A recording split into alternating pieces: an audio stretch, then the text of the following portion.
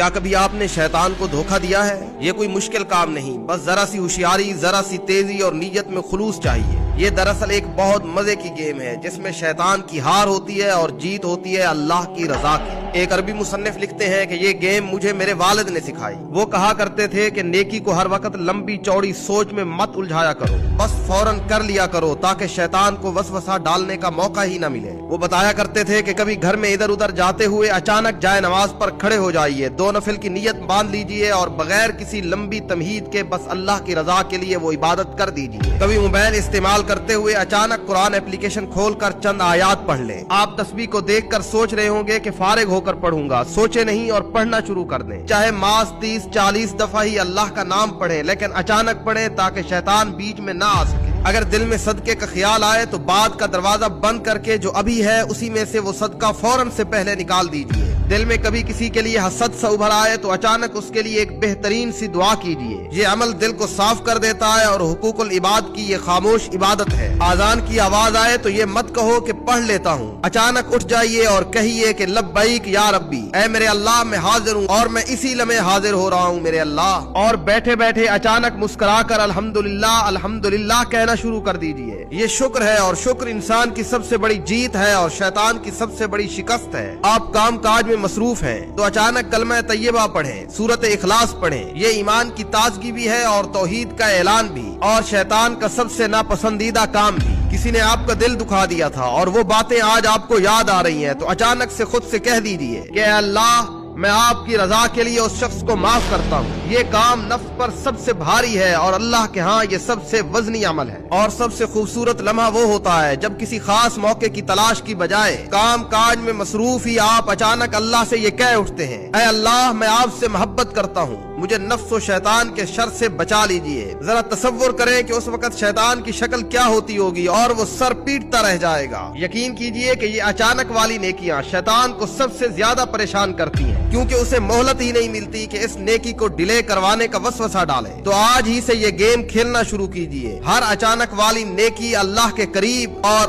آپ کو شیطان سے دور لیتی جائے گی۔